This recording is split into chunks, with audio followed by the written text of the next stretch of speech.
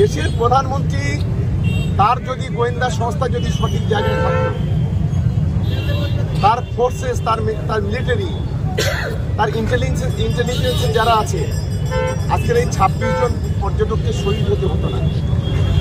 এ দায়, এ ব্যর্থতা স্বীকার করতে হবে দেশের প্রধানমন্ত্রীকে, এ দায় স্বীকার করতে হবে কেন্দ্রীয় সরকারকে। এটা আমরা নিশ্চিতভাবে মনে করি। শহীদের রক্ত হবে না তো ব্যর্থ, শহীদ তোমায় ভুলছি না, ভুলবো না, ভুলছি না, ভুলবো না, শহীদ তোমায় ভুলছি না, ভুলবো না, ভুলছি না, ভুলবো না।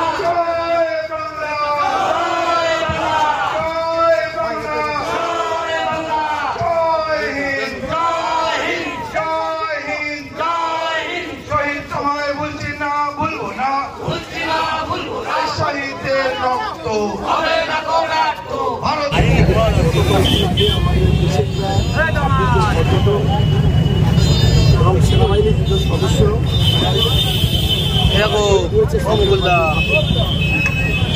আমাদের পাকিস্তানের বিরুদ্ধে আমাদের বীর জওয়ানরা যেভাবে ঐক্যবদ্ধভাবে লড়াই করেছে, একদিকে শহীদদের প্রতি শ্রদ্ধা জানানো এবং অন্যদিকে আমাদের সেনাবাহিনীর প্রতি সম্মান জানানো, আমাদের প্রিয় মুখ্যমন্ত্রী মমতা বন্দ্যোপাধ্যায়ের নির্দেশে আমরা রাস্তায় নেমেছি এবং আজকে বিধানসভায় আমরা কর্নেল শফিয়া কুরেশিকে সন্তান হিসেবে বোন বললেন, কি বলবেন বিষয়টা? বিজেপির নেতারা বলবেন এটাই হচ্ছে কালচার।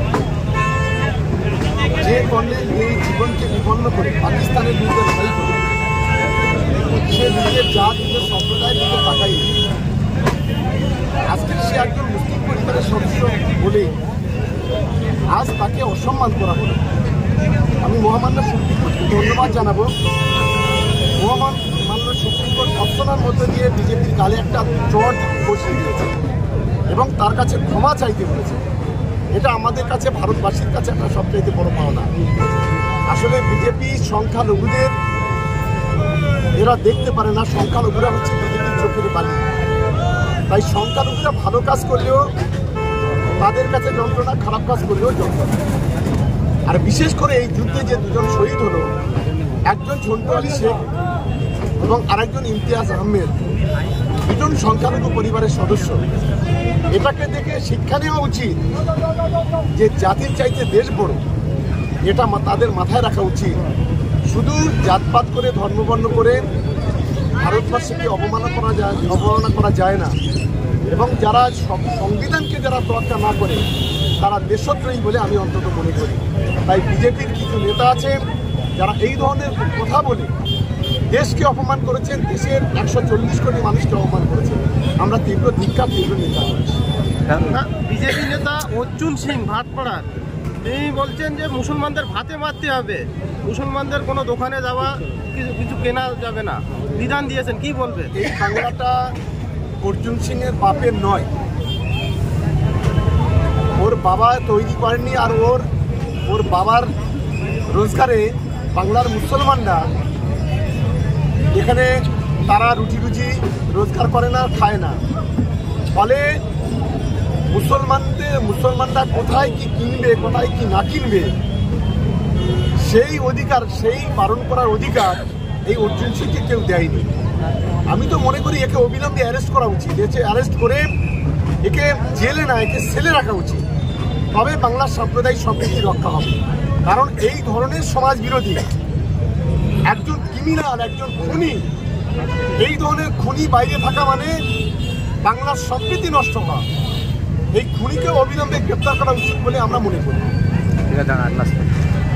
হরিয়ানার একজন ইউটিউবার তথ্য পাচার করেছে পাকিস্তানের কাছে, আর বিজেপি নেতারা শফিয়া কুরেশিকে টার্গেট করে কুমন্তব্য করছে, কিন্তু সেই ইউটিউবারকে রানী মালহোত্রা তাকে কোনো কুমন্তব্য করছে না। কি বলবেন? দেখুন, আমরা লক্ষ্য করছি যে অনেক ইউটিউবারকে অ্যারেস্ট করা হচ্ছে যারা পাকিস্তানের চর। সেই ক্ষেত্রে বিজেপি হোক, সিপিএম হোক, কংগ্রেস হোক আর তৃণমূল হোক, যদি এই ধরনের কেউ অপরাধ করে অবিলম্বে তাকে অ্যারেস্ট করা উচিত।